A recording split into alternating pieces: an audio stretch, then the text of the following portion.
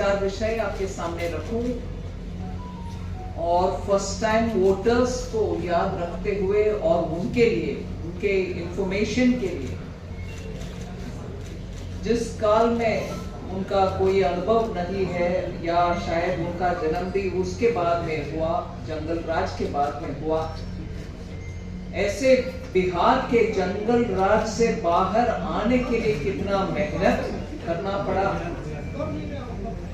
और उससे बिहार का क्या नुकसान हुआ, उसके ऊपर मैं थोड़ा विषय रखना चाहती हूँ। और इसीलिए मेरा ओपनिंग स्टेटमेंट थोड़ा आप सब्र रखिए, थोड़ा लंबा है। अगर एकदम लंबा नहीं करूंगी, आप जरूर मेरे से फिर प्रश्नोत्तरी के समय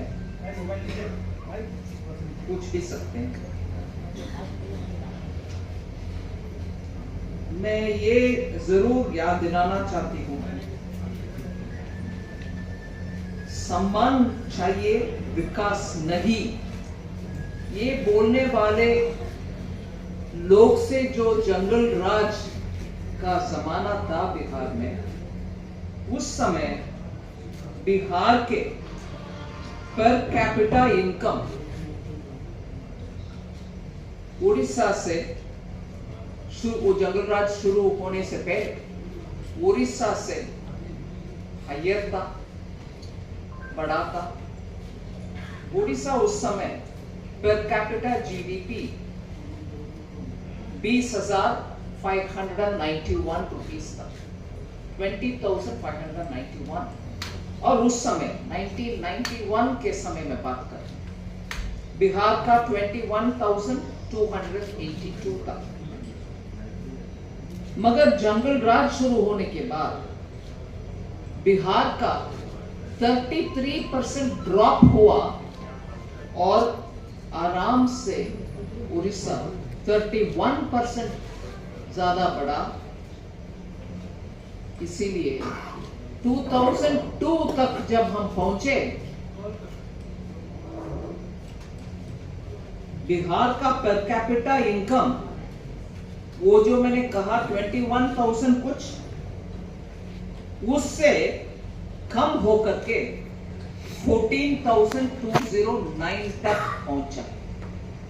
उस 10 साल जंगल राज के कारण पर कैपिटा, हर व्यक्ति का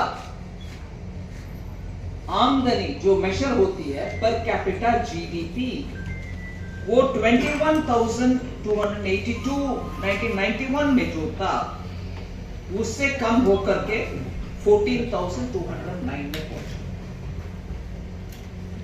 फिर पोस्ट 2002 के बाद में पर बिहार के per capita income average growth के अनुसार, एवरेज एनुअल ग्रोथ 5.6% के अनुसार वो 14,000 जहां गिरावट हुई 14,209 से उठ करके 37,000 तक पहुंचा 2019 तक।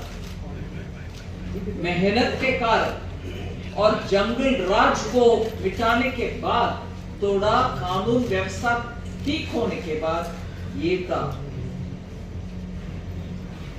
मगर इसी 5% का ग्रोथ अगर वो कालखंड में अगर 1980 से 91 से लेकर के 2002 तक वही 5% के अनुसार हम कैलकुलेट भी करें, बिहार का 2019 जहां हम मेहनत के बाद 37 तक पहुंचाया, अगर उस जंगल राज ना रहते, बिहार का पर कैपिटा 95,330 तक पहुंच गया होगा 2019 में।